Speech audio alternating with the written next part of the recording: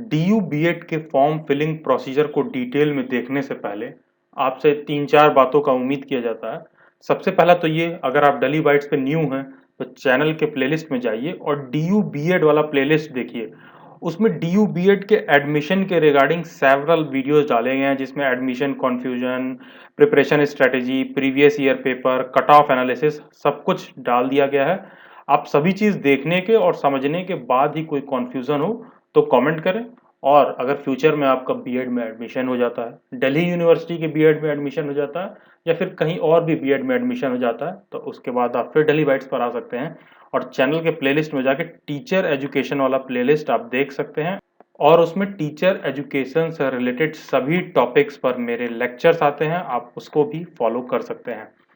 दूसरा ये कि 200 मार्क्स का जो कन्फ्यूज़न है उसको एक बार मैं और सॉर्ट आउट करने की कोशिश करता हूँ। बहुत आसान भाषा में समझेंगे। आपका जो मार्कशीट है first year, second year, third year का, उसमें से टोटल आपको ये देखना है कि इन सभी सब्जेक्ट्स में से कोई भी एक सब्जेक्ट अगर आपने 200 मार्क्स का पढ़ रखा है तो आप उसमें बीएड करने के लिए एलिजिबल हैं। इन सभी सब्जेक्ट्स में से कोई सा भी सब्जेक्ट आपने 200 मार्क्स का पढ़ रखा है तो आप उसमें बीएड करने के लिए एलिजिबल हैं।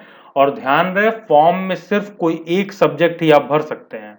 ये नहीं कि फिजिक्स में 200 मार्क्स पढ़ रखा है, इंग्लिश में 200 मार्क्स का पढ़ रखा है तो दोनों में एलिजिबल हो, ऐसा नहीं है। एलिजिबल दोनों में है, फॉर्म किसी एक में ही भरेंगे और जिसमें भी आप फॉर्म भरेंगे वही आपका टीचिंग सब्जेक्ट होगा फ्यूचर में बीएड कंप्लीट करने के बाद डीयू से। अगर इन सभी सब्जेक्ट्स में से कोई भी ऐसा सब्जेक्ट नहीं है जो आपने 200 मार्क्स का नहीं पढ़ा है तो आप ध्यान रखिएगा, आप उस सब्जेक्ट में एलिजिबल नहीं है। अगर आपने 200 मार्क्स का नहीं पढ़ा है तो आप नहीं एलिजिबल हैं।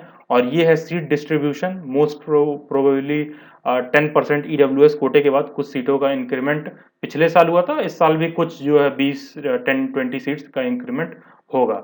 नमस्कार, मैं अभिलाष कुमार सिंह। आप मेरे से इंस्टाग्राम पर भी जुड़ सकते हैं जिसका लिंक डिस्क्रिप्शन बॉक्स में दिया हुआ है, या फिर ये यूज़र आईडी इंस्टाग्राम पर आप सर्च करें। दिल्ली यूनिवर्सिटी के एडमिशन अपडेट मैं सब कुछ अपने इंस्टाग्राम पर भी डालता हूँ। आप मुझे इंस्टाग्राम पर जुड़कर वहाँ से भी दिल्ली यूनिवर्सिटी या किसी भी और यूनिवर्सिटी के एडमिशन अपडेट के लिए वहाँ पर आप मेरे से कनेक्ट हो सकते हैं। दिल्ली बाइट्स की एसोसिएट और aspiring journalist Arya Gupta ma'am ने UPSC topper Ira Singhal ma'am का इंटरव्यू किया था, और कन्नन गोपीनाथन आईएएस जिन्होंने रिसेंटली फ्रीडम ऑफ स्पीच को लेकर अपना रेजिग्नेशन दे दिया था, उन लोगों का आप इंटरव्यू देख सकते हैं और समझ सकते हैं। अगर आप में से कोई भी हायर सर्विसेज की तैयारी करना चाहता है तो आपका कोई भी रिलेटिव या फ्रेंड दिल्ली यूनिवर्सिटी में एडमिशन सीख कर रहा है, इनफैक्ट इवन यू, अगर आप भी दिल्ली यूनिवर्सिटी में एडमिशन चाहते हैं और ना कि बीएड किसी जर्नलिज्म के कोर्स में या दिल्ली यूनिवर्सिटी में और अलग अलग कोर्सेज के कौन से ऑप्शंस हैं, तो यूट्यूब पर जाइए, आर्या गुप्ता सर्च करिए और उनके प्लेलिस्ट में यूनिवर्सिटी एडमिशन वाला प्लेलिस्ट आप चेक करिए। वो दिल्ली यूनिवर्सिटी को बहुत ब्रीफली और बहुत डिटेल में सभी अलग अलग कोर्सेज को कवर कर रहे हैं। और अभी अभी मुझे इंस्टाग्राम पर एक बच्चे ने मैसेज किया कि परसेंटेज क्या सर बेस्ट 4 सब्जेक्ट्स है कैलकुलेट करना है। ऐसा बिल्कुल नहीं है। परसेंटेज कैलकुलेट करने के लिए सभी सब्जेक्ट्स को लेना है। वो तो बस 12th के बाद यूनिवर्सिटीज एडमिशन के लिए कहती हैं कि बेस्ट 4 परसेंटेज कैलकुलेट करिए। यहाँ पर आपको कोई कंफ्यूजन नहीं होना चाहिए, सभी सब्जेक्ट्स आपके परसेंटेज कैलकुलेशन में कैलकुलेट होंगे। तो आइए चलिए फॉर्म फिलिंग प्रोसीजर देखते हैं। ओके, तो डीयू बीएड का फॉर्म भरने के लिए हम सबसे पहले du.ac.in वेबसाइट पर जाएंगे। वहाँ पर फर्स्ट विंडो पर ही आपको दिखाई देगा एडमिशन्स 2020, इस पर क्लिक करेंगे। एडमिशन्स 2020 बीएड के जितने भी स्टूडेंट्स हैं उनको पीजी एडमिशन पोर्टल के थ्रू फॉर्म भरना है, तो हम पीजी एडमिशन पोर्टल 2020 पर क्लिक करेंगे। उसके बाद एक नया विंडो खुल जाएगा। तो नए विंडो में देखेंगे आप काफ़ी कुछ दे रखा है, ठीक है। तो यहाँ पर ईमेल आईडी, लॉगिन, पासवर्ड और यहाँ देखिए एंट्रेंस डेट दे रखा है। सिंस कोविड-19 के कारण कोई भी डेट फिक्स नहीं हुआ है, तो ये बात तो समझ में आ रही है कि एंट्रेंस एग्ज़ाम होगा। तो जब भी फ्यूचर में अगस्त सितंबर तक जब भी इसका एग्ज़ाम होता है तो डेट्स आ जाएंगे। एट प्रेजेंट फॉर्म फिलिंग जो स्टार्टिंग डेट है 20 जून दे रहा है, क्लोजिंग डेट ऑनलाइन रजिस्ट्रेशन का 4 जुलाई दे रहा है। मोस्ट प्रोबेबली ये एक्सटेंड ही होगा। बाकी आप जिस भी कोर्स के लिए अप्लाई करना चाहते हैं यहाँ पर क्लिक करके अपना एलिजिबिलिटी चेक कर सकते हैं। तो okay, getting back to important information, यहाँ हम जो है न्यू यूज़र रजिस्ट्रेशन पर क्लिक करेंगे। देखिए न्यू यूज़र रजिस्ट्रेशन, इस पर हम क्लिक करते हैं। ओके, तो एक साइनअप वाला इस तरह का जो है विंडो खुलता है।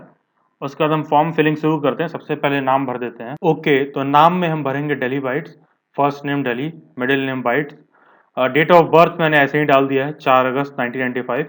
Category unreserved, gender male, nationality Indian, state of domicile and city of Delhi. CW category देख लीजिए, इसमें से अगर आप पे एप्लीकेबल होता है तो कर दीजिए, otherwise not applicable. State of domicile, ठीक है, एनसीटी दिल्ली है। Minority category not applicable. PWD category, अगर आप में से कोई पर्सन विद डिसेबिलिटी है तो इसको चूज कर सकता है, otherwise not applicable. University attended for qualifying examination, देखिए तो मैं भर देता हूँ यूनिवर्सिटी ऑफ दिल्ली। अगर आप किसी ऐसे यूनिवर्सिटी से हैं जिसका नाम इस लिस्ट में नहीं है, तो आप सीधा नीचे आएंगे सारे नाम को चेक करते हुए और क्या करेंगे, यहाँ पर एक नीचे ऑप्शन दे रखा है अदर का, तो आप नीचे आएंगे और अदर सेलेक्ट कर लेंगे अगर आपकी यूनिवर्सिटी इसमें नहीं है। फिर अपनी यूनिवर्सिटी का आप यहाँ नाम टाइप कर देंगे एंड मैटर एंड, उससे ज़्यादा उसमें आपको कुछ नहीं करना है। तो सिंस मैं यूनिवर्सिटी ऑफ दिल्ली से हूँ तो मैं यूनिवर्सिटी ऑफ दिल्ली फिल कर देता हूँ। ओके। ओके, तो आप देखेंगे कि लेफ्ट में एक लॉगिन डिटेल्स भी दे रहा है। इसमें मैंने ईमेल आईडी में अपना delhibyteseducation@gmail.com डाल दिया है। फिर मैंने एक 6 वर्ड डिजिट्स का पासवर्ड बना लिया है और डेली बाइट्स का ऑफिशियल व्हाट्सएप मेंबरशिप का जो कॉन्टैक्ट नंबर है उसको मैंने यहाँ एंटर कर दिया 8506038346। ओके, कैप्चा एंटर करते हैं, VATUST। Okay, I clarify that the information provided by me in the form is true to best of my knowledge. Yes. Okay. And register. तो आप यहाँ देखेंगे कि ये साइन अप हो रहा है और साइन अप कंप्लीट हो गया है। तो यहाँ देखिए एक OTP आया होगा आपके मेल आईडी पर। इसके बाद अगर आप फिल करते हैं फॉर्म तो आपके मेल आईडी पर OTP आएगा और साथ साथ जो आपने मोबाइल नंबर भरा है उसका भी OTP आएगा। तो मैं यहाँ पर OTP डालता हूँ, कैप्चा डालता हूँ एंड सबमिट OTP। ओके, तो यहाँ देख लीजिए यूनिवर्सिटी ऑफ दिल्ली से मुझे एक OTP आया है ईमेल आईडी पर। मैं उसे खोलता हूँ और OTP है 744763। ओके,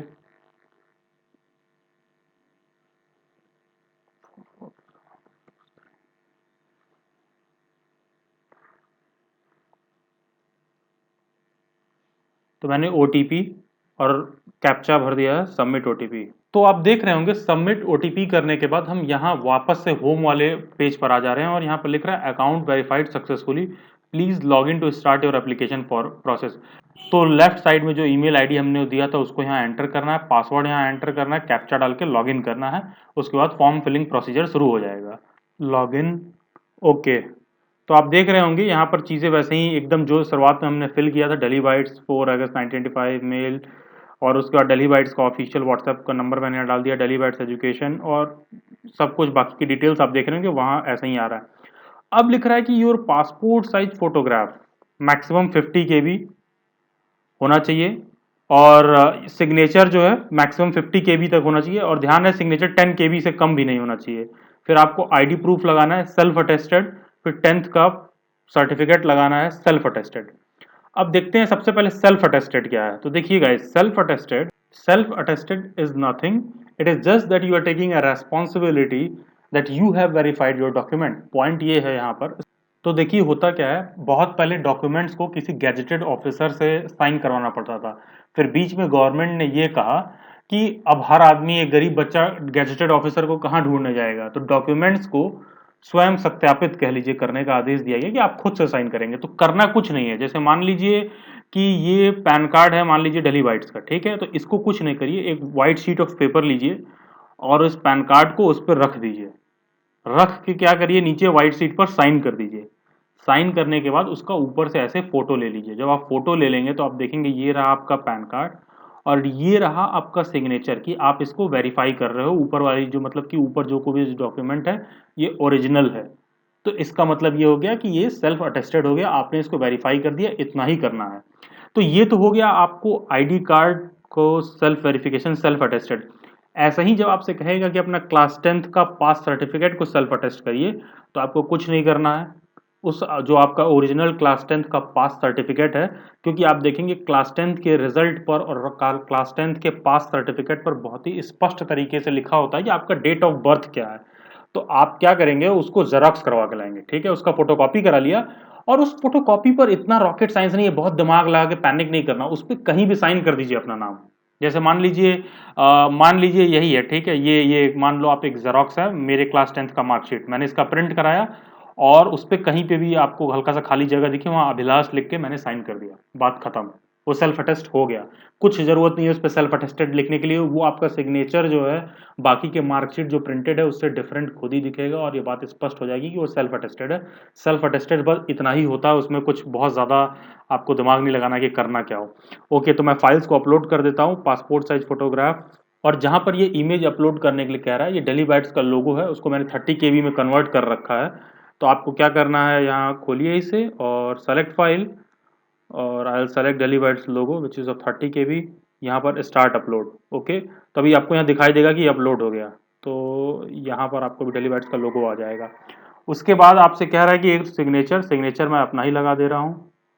ओके, ये मेरा एक सिग्नेचर है। फिर आईडी प्रूफ, देखिए वही आईडी प्रूफ में आपको पैन कार्ड लगाना है, पैन कार्ड नंबर यहाँ आपको लिखना होगा।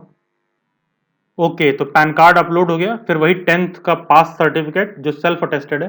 ध्यान रहे, जो क्लास 10th का मार्कशीट होता है उसमें आपको दो डॉक्यूमेंट मिलता है। एक तो होता है जो आपका मार्कशीट होता है जिसमें आप सब्जेक्ट्स में कितने नंबर पाए हैं आपको, वो होता है। दूसरा आपका वो होता है जो आपका पास सर्टिफिकेट होता है, एक सर्टिफिकेट जो मिलता है। तो आपको उस पास सर्टिफिकेट को अपलोड करना है। कोई ऐसा स्टेट बोर्ड हो जहां पास सर्टिफिकेट ना मिलता हो, सिर्फ मार्कशीट ही मिलता हो, तो अगर मार्कशीट पर डेट ऑफ बर्थ लिखा हुआ है तो वो चलेगा, वो सब कोई इशू नहीं है। ठीक है, बेसिक मुद्दा होता है कि एंट्रेंस एग्जाम निकाल के बाद आप जब जाते हैं तो उन सब डॉक्यूमेंट्स में कोई प्रॉब्लम नहीं होती है। फिर आपको पोस्टल एड्रेस भरना है अपना, जो आपका होम एड्रेस होगा। Central institute of education, university road, north campus, Delhi university, India, Delhi, central Delhi 110009। Do you have a passport? Yes है, लेकिन मैंने नो कर दिया क्योंकि यहाँ पर आपको पासपोर्ट नंबर वगैरह फिल करने के लिए कहेगा, तो आपके पास पासपोर्ट बेसिकली नो करके बात खत्म करिए। ठीक है, यहाँ आप अपना एड्रेस भरेंगे। उसके बाद हम आते हैं bank details for refund if applicable. देखिए यहाँ पर बैंक डिटेल क्यों फिल कर रहा है, ऐसा नहीं है कि फॉर्म रिजेक्ट हो गया या एग्जाम नहीं देने गया तो पैसा वापस हो जाएगा, ऐसा नहीं है। जब एडमिशन ले लेते हो और कहीं पर मान लो कोई कॉलेज तुम्हें अलॉट हो गया, अब उसके बाद किसी कारणवश तुम्हारा डॉक्यूमेंट फेल हो गया या कुछ प्रॉब्लम हो गई या फी पेमेंट कर दिया, फिर कॉलेज चेंज कर दिया, तो जो अकाउंट नंबर यहाँ पर डालोगे सारा का सारा पैसा उसी में रिफंड आएगा। बेसिकली ये इसलिए है, इसका अभी कोई काम नहीं है। एग्जाम देने के बाद कुछ इशू हो गया, बच्चों को किसी कारण से पैसा रिफंड करना पड़ गया या कॉलेज अलॉट हो गया, कॉलेज ट्रांसफर हो गया, तो उस केस में पैसा अकाउंट में आपके इस वाले रिफंड आएगा। तो यहाँ पर मैं अकाउंट डिटेल अपना भर देता हूँ और उसके बाद मैं अपलोड करके ओके कर दूंगा। ओके, तो मैंने बैंक डिटेल्स भर दिया है। अब ये कह रहा है do you need a hostel, तो कोई भी बच्चा जिसको हॉस्टल लेना है वो ध्यान रहे, अगर वो दिल्ली का भी है ना, यहाँ पूछेगा do you need a hostel, तो आप अगर इसको यस कर रहे हो तो इस बात का आप बहुत ध्यान रखिएगा कि आप रेजिडेंशियल स्टेट दिल्ली मत डालना। अगर दिल्ली एनसीटी डाल दिया तो ये आपको हॉस्टल नहीं देगा। ठीक है, ये चीज़ आपको क्लियर होना चाहिए। अगर आप दिल्ली एनसीटी के हैं, 70 किलोमीटर के रेडियस में रह रहे हैं, तो यूनिवर्सिटी आपको ऑटोमेटिक हॉस्टल नहीं देगी क्योंकि हॉस्टल दूर के लिए है। तो अदर आप क्लिक करेंगे। और बीएड के बच्चों को तो मैं ये भी बताना चाहूँगा, सीआई छोड़ के बाकी की जगह, सीआई में भी हॉस्टल के बहुत लिमिटेड सीट है, इनफैक्ट हॉस्टल के सीट्स हैं ही नहीं। ओके, देखिए फॉर्म कंप्लीट करने के बाद कुछ ऐसा सा आ गया, यहाँ लोगो आ गया, सिग्नेचर, जो मैंने डेट ऑफ बर्थ डाला था वो, डेली बाइट्स, सारा चीज़ देखेंगे वैसा ही आपको यहाँ दिखाई दे रहा होगा। अब देखिए update uploaded files, submit my profile, मैं सबमिट कर देता हूँ। ओके, तो सबमिट करेंगे, आपसे एक इंपॉर्टेंट इन्फॉर्मेशन कंफर्म करने को कहेगा, I confirm the above, save my profile. अब देखिए यहाँ हम आते हैं मेन विंडो पर। अब सब कुछ कंप्लीट हो गया, बेसिक डिटेल्स आपने भर दिए। अब आपको जितने कोर्सेज में अप्लाई करना है यहाँ से अप्लाई करते जाइए, फिल करेंगे तो एक कोर्स यहाँ पर भर जाएगा, दूसरा कोर्स, तीसरा कोर्स, तो जितने कोर्सेज में आपको भरना है आप भर सकते हैं। इस बात को लेके आप टेंशन फ्री रहिए कि कहीं एग्जाम तो नहीं लड़ जाएगा, नहीं। एग्जाम अलग अलग डेट्स पर अलग अलग टाइम पर रहेगा और एग्जाम का सेंटर भी यूनिवर्सिटी आपका रोल नंबर देख कर देती है कि आपको सेम एग्जाम सेंटर या सेम सिटी में सेम जगह पर अलग अलग कोर्सेज का भी आपको जो है सेंटर दिया जाए। तो जैसे कि यहाँ देख रहे होंगे ना, आप एक ही प्रोफाइल से फिल करेंगे तो यूनिवर्सिटी को इस बात का इन्फॉर्मेशन होता है कि आपको रोल नंबर क्या है और आपने कितने फॉर्म्स भर रखे हैं और आपका सेंटर सब एक ही जगह देना है अलग अलग शिफ्ट में। तो आप अलग अलग मल्टीपल फॉर्म्स भी भर सकते हैं। जब आप फॉर्म फिल कर लेंगे तो यहाँ पर आपको दिखाएगा कि टोटल आपने कितने फॉर्म भरे हैं। यहाँ 0 लिखा है, मान लीजिए आप 3 फॉर्म फिल कर दीजिए तो यहाँ 3 हो जाएगा। मान लीजिए आपने सिर्फ 2 फॉर्म का पेमेंट किया है तो यहाँ 2 लिखा रहेगा। अगर तीनों का पेमेंट कर दिया, टोटल 3 है, तीनों का पेमेंट कर दिया तो 3 सबमिटेड हो जाएगा। कोई इसमें से कैंसिल करते हैं तो कैंसिल हो जाएगा। और मान लीजिए पूरा फिल करके सेव कर दिया, पेमेंट नहीं किया है, तो 2 इसमें आ जाएगा, 1 इसमें आ जाएगा। तो ये टोटल आपको यहाँ पर बाद में भी दिखाई देगा। तो ओके, हमें बीएड के लिए अप्लाई करना है, अप्लाई।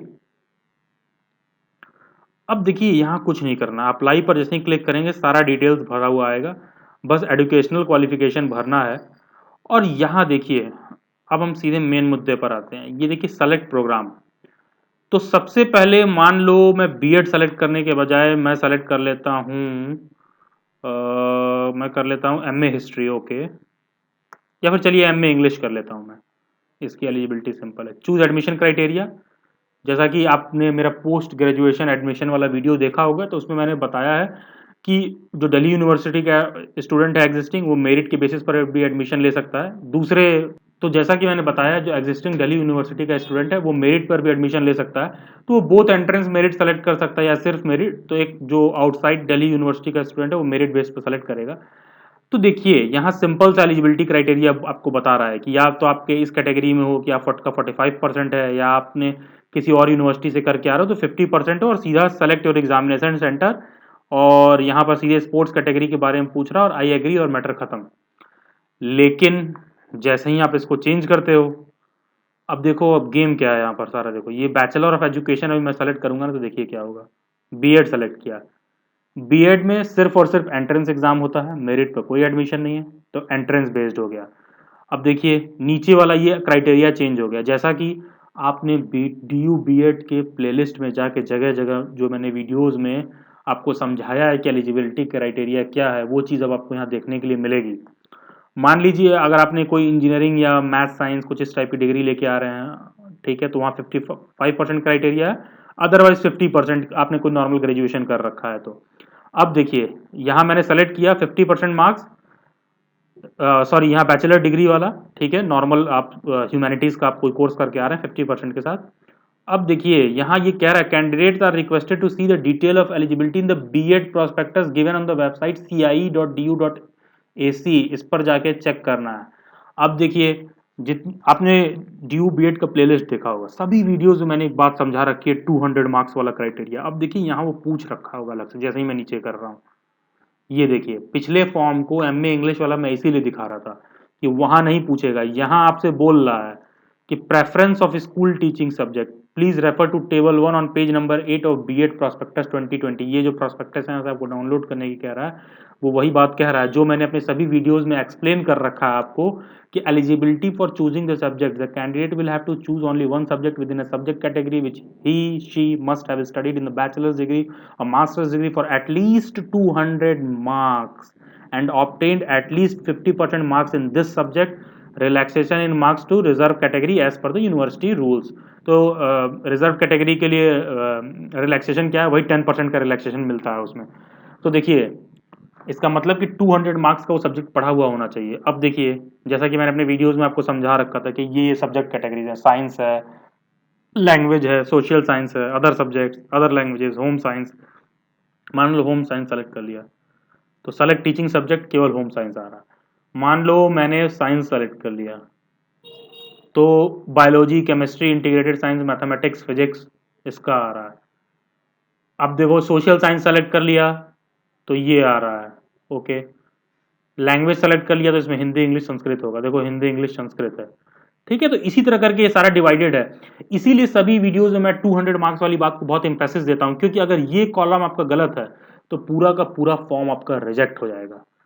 फॉर्म रिजेक्ट नहीं होगा, आई मीन आप एग्जाम दे लोगे। आप मान लो यहाँ मैं कुछ भी भर दूं, मान लो मैं सोशल साइंस का हूं और मैं साइंस भर के और यहाँ बायोलॉजी टिक करके फॉर्म भर दिया, तो एग्जाम तुम्हें देने के लिए मिलेगा, तुम एग्जाम में भी जाओगे, पेपर ऊपर दे के आ जाओगे सब कुछ। लेकिन जैसे ही डॉक्यूमेंट वेरिफिकेशन होगा वहां तुरंत तुम्हें रिजेक्ट कर दिया जाएगा। उसका रीजन ये है क्योंकि 200 मार्क्स का वो पेडागोजी सब्जेक्ट पढ़ा हुआ होना चाहिए, जैसे कि मेरे सभी वीडियोस में एक्सप्लेन्ड है। आपने नहीं देखा है तो जाके देख लीजिए। सिंस मैं हिस्ट्री से लेक्चररशिप का काम देखता हूं, तो यहाँ आप सोशल साइंस पर क्लिक करेंगे और सेलेक्ट टीचिंग सब्जेक्ट, वो मैंने हिस्ट्री कर दिया। I agree, yes. अब देखिए ऊपर मैंने ये सब डिटेल्स नहीं भर रखा था, इसको मैं भर देता हूँ, ओके। 10th पास, क्वालिफाइंग डिग्री, अदर एग्जामिनेशन, ताकि मैं बाकी की चीज़ें भी आप लोगों को दिखा सकूँ। ओके, तो मैंने ये कम ज़्यादा डिटेल भर दिया है, 10+2 पास और क्वालिफाइंग डिग्री मैंने ऐसे ही बीए डाल दिया, ये सब मैंने ऐसे ही भर दिया है। अब देखिए, अगर आप फाइनल ईयर में हैं, अगर आपका रिजल्ट अभी तक कंप्लीट नहीं हुआ, अगर आप मास्टर्स के फाइनल ईयर में हैं, अगर आप बैचलर्स के फाइनल ईयर में हैं, तो जहां आप देख रहे हैं ना रिजल्ट अवेटेड लिख रहा है, तो ये ऑटोमेटिक लिखा रहेगा रिजल्ट अवेटेड यस या फिर नो कर देंगे तो आपसे मार्क्स फिल करने के लिए कहेगा फिर। तो अगर आप फाइनल ईयर में हैं, क्वालिफाइंग ईयर में आपकी एलिजिबिलिटी है, अभी आपका रिजल्ट नहीं आया तो आप यस कर दीजिए। मैटर एंड, यहाँ आपसे कहेगा name of last college attended, इसको फिल कर दीजिए, रोल नंबर फिल कर दीजिए एंड मैटर एंड। ओके, तो अब मैं करता हूँ सेव एप्लीकेशन। तो जैसा कि कह रहा है मैंने एग्जाम सेंटर फिल नहीं किया है, मैं एग्जाम सेंटर फिल कर देता हूँ। मान लो दिल्ली एनसीआर, तो मैंने क्लिक कर दिया है सेव एप्लीकेशन। अब देखिए फॉर्म सेव हो गया है। अब कह रहा है कि कॉलेज सेलेक्ट करिए, क्योंकि जैसा कि मैंने बताया था कि बीएड में मेल्स के लिए 2 कॉलेज है। अगर मैं फीमेल सेलेक्ट किया होता अब फॉर्म फिल करते समय, तो यहाँ मुझे 2 कॉलेज और दिखा था। एक Shyama Prasad Mukherjee college of education, वो गर्ल्स के लिए है, और एक दिखा था लेडी इरविन कॉलेज, तो दोनों गर्ल्स के लिए। तो सिंस आई एम मेल, तो मुझे सिर्फ यहाँ 2 कॉलेज दिखा रहा है। महर्षि वाल्मीकि कॉलेज ऑफ एजुकेशन ऊपर दिखा रहा है, सेंट्रल इंस्टीट्यूट ऑफ एजुकेशन नीचे दिखा रहा है। सेलेक्ट योर चॉइस प्रेफरेंस, एमवीसीओई को मान लो मैंने 1 पर सेलेक्ट कर लिया, सीआई को मैंने 2 पर सेलेक्ट कर लिया। देखिए बहुत लोग इसको 1 पर सेलेक्ट करते हैं, बहुत लोग इसको 1 पर सेलेक्ट करते हैं। ऐसा कुछ नहीं कि कौन सा ज़्यादा अच्छा है कौन सा कम अच्छा है। हाँ, बस सेंट्रल इंस्टीट्यूट ऑफ एजुकेशन जो है मेन कैंपस में है, और महर्षि Valmiki of education college of education थोड़ा साइड में है, लेकिन पढ़ाई यहाँ पर ज़्यादा अच्छा होती है एमवीसीओई में कंपेयर टू सीआई के। तो आप यहाँ सबमिट करेंगे, आई कन्फर्म, सबमिट। तो आप फाइनली देखिए आपसे प्रीव्यू करने के लिए कह रहा है, ओके सब कुछ ठीक है। पे फी मुझे कुछ मॉडिफाई नहीं करना है। जनरल कैटेगरी से हैं, फॉर्म का payment 750 rupees, payment gateway, okay मैंने पेमेंट पे क्लिक कर दिया। अब यहाँ आपको डिफरेंट बैंकिंग ऑप्शंस आ रहे हैं, net banking, debit card, credit card, UPI. तो इससे आप अलग अलग मोड ऑफ पेमेंट से पेमेंट कर सकते हैं। ओके, तो देखिए पेमेंट वगैरह आप कंप्लीट करके आएंगे तो यहाँ जो भी कुछ एक्शन रहेगा वो लिखा रहेगा। देखिए यहाँ टोटल में 1 हो गया। सबमिटेड, अभी मैंने फाइनल सबमिट नहीं किया है इसलिए 0 दे रहा है। जैसे ही आपका पेमेंट पूरा कंप्लीट हो जाएगा यहाँ पर 1 आ जाएगा, सेव्ड वो ऑलरेडी है। चेक माई पेमेंट स्टेटस यहाँ चेक कर सकते हैं। जैसे ही आप अप्लाई करेंगे यहाँ, जैसे ही आप दूसरा कोर्स अप्लाई करेंगे यहाँ पर एक सीरियल नंबर 2 आ जाएगा, फिर आप आगे और फॉर्म्स फिल कर सकते हैं सेम फॉर्म में, बार बार आपको फिल नहीं करना है। ओके, तो पूरा फॉर्म कैसे फिल करना है आई होप आप देख के समझ पाए होंगे। काफ़ी डिटेल में मैंने कवर करने की कोशिश की है, सब कुछ लाइन बाय लाइन मैंने एक्सप्लेन किया है।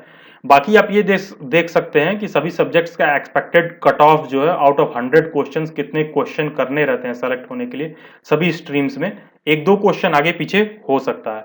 ओके गाइज, और आप डेली बाइट्स की पेड मेंबरशिप भी ले सकते हैं। मेंबरशिप लेने के लिए आपको DUBA251 लिख के इस नंबर पर व्हाट्सएप करना होगा और 251 रुपीज़ का पेमेंट करना होगा। उसके बाद आपको DU BEd का previous 5 years original question paper आपको प्रोवाइड किया जाएगा प्रिपरेशन के लिए। ध्यान रहे कोई भी बच्चा इस पे क्वेरी के लिए मैसेज नहीं करेगा, सिंस इस व्हाट्सएप को मैं हैंडल नहीं करता हूँ, मेरी व्हाट्सएप हैंडलर देखती हैं, तो वो बिना कोड के आपको पेमेंट का लिंक नहीं सेंड करेंगे। तो प्लीज़ अगर आपको क्वेश्चन पेपर वगैरह लेने हो तो आपको DU BEd 251 लिख के ही मैसेज करना होगा। दूसरा मेंबरशिप का ये एडवांटेज है कि मेंबरशिप के बाद आपको कभी ज़रूरत पड़ती है तो आप मेरे से वॉइस कॉल पर भी बात कर सकते हो। Since I am a career counsellor, आपको एक करियर में मल्टीपल ऑप्शंस क्या-क्या हो सकते हैं, कैसे आप जॉब के लिए अलग-अलग कौन से कोर्सेज ऑप्ट कर सकते हैं, उन सब के रिगार्डिंग मैं आपको डिटेल में एक्सप्लेन कर सकता हूँ। तो वो फैसिलिटी सिर्फ जो पेड मेंबर्स होते हैं, वॉइस कॉल पर अटेंड करना सिर्फ उन्हीं के लिए पॉसिबल है और उन्हीं के लिए है। और इनफैक्ट अगर आपने एक बार डेली बाइट्स की पेड मेंबरशिप ली है तो फ्यूचर में टीचर एजुकेशन का कोई एग्जाम है, टीईटी है, सीटीईटी है, तमाम उन सब के रिगार्डिंग भी कोई कन्फ्यूजन रहेगा तो आपने एक बार कभी पेड मेंबरशिप ली थी तो उसके रिगार्डिंग भी आपको सारे असिस्टेंस मेरे द्वारा दिए जाएंगे व्हाट्सएप पर। और डिस्क्रिप्शन बॉक्स में एक टेलीग्राम ग्रुप का लिंक दिया हुआ है। दिल्ली यूनिवर्सिटी और टीचर एजुकेशन से रिलेटेड सभी लेक्चर्स के लिए आप टेलीग्राम ग्रुप में जाकर जुड़ सकते हैं। Okay guys, this was all for this lecture. Subscribe to Daily Bytes. Stay tuned. Stay updated. Do comment your views. God bless you all. Have a nice day.